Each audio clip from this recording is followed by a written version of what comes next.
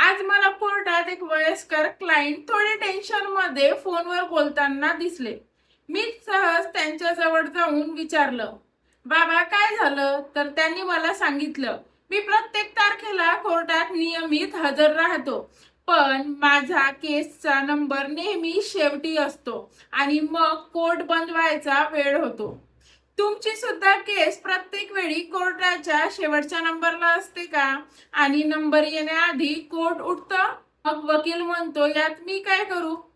खरंच यावर काहीच उपाय नाही का?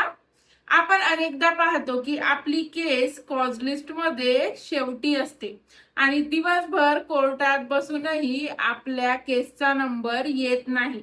मग क्लायंटच्या मनात प्रश्न येतो, एवढ्या वेळा कोर्टात येतोय, मग माझी केस ऐकली का जात नाही? इथे एक गोष्ट समजून घेणं अगदी महत्वाचं आहे. वकील स्वतःहून कोर्टची कॉज लिस्ट किंवा केसचा क्रम बदलू शकत नाही. त्या दिवशी कोर्ट किती मॅटर घेणार, त्या कोणत्या क्रमाने घेणार आणि वेळ किती उपलब्ध आहे, हे न्यायालयाच्या कामकाजावर अवलंबून असतं. पण याचा अर्थ असा नाही की वकील काहीच करू शकत नाही. परिस्थितीनुसार ॲडव्होकेट कोर्ट समोर पास ओव्हर अर्जन्सी किंवा प्रायोरिटी हिअरिंगची विनंती करू शकतो. उदाहरणार्थ, तुमच्या प्रकरणात काही तातडीची परिस्थिती असेल तर ती कोर्टच्या निर्देशनास आणून देऊन लवकर हिअरिंगची विनंती करता येऊ शकते. पण ही विनंती मान्य करायची की नाही हा अंतिम निर्णय कोर्टचा असतो आणि क्लायंट म्हणून तुम्हीही काही गोष्टी नक्की करा.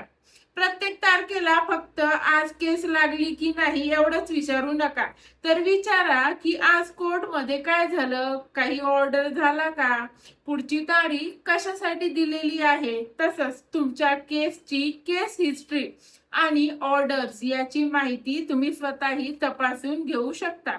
आणि शेवटी, केस वारंवार नॉट रीच्ड होत असेल तर त्यामागचं कारण समजून घेणं महत्वाचं आहे. क्लायंट म्हणून तुमच्या केसची स्थिती जाणून घेणं आणि तुमच्या वकिलांकडून योग्य माहिती घेणं हा तुमचा अधिकार आहे. कायद्याची प्रक्रिया समजून घ्या, प्रश्न विचारा आणि तुमच्या केसची माहिती स्वतःही जाणून घ्या. फॉलो करा अशाच प्रॅक्टिकल लीगल इन्फॉर्मेशनसाठी. धन्यवाद.